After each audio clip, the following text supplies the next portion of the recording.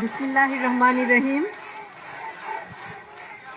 আজকের অনুষ্ঠানের সভাপতি, বিশেষ অতিথি ও আমার প্রিয় ভাই ও বোনেরা, আসসালামু আলাইকুম। কেমন আছেন আপনারা?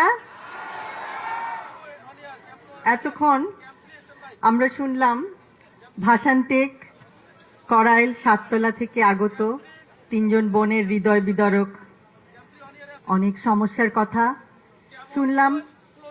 দুইজন পোশাক কর্মী ভাই ও বোনের হৃদয় বিদারক সমস্যাগুলির কথা এবং একজন পরিবহন কর্মী ভাইয়ের কথা। আপনাদের সমস্যা অনেক, আমি, আপনি, আমাদের সকলের সমস্যা অনেক, কিন্তু সুষ্ঠু পরিকল্পনার মাধ্যমে এই সমস্যাগুলির সমাধান সম্ভব। আমাদের রাজনীতি সুষ্ঠু পরিকল্পনার রাজনীতি। এখন আমাদের গৌরবের নতুন সূর্যোদয়। আমরা বলি, আমার আগে আমরা, আমাদের আগে দেশ, ক্ষমতার আগে জনতা, সবার আগে বাংলাদেশ, ভেদাভেদের আগে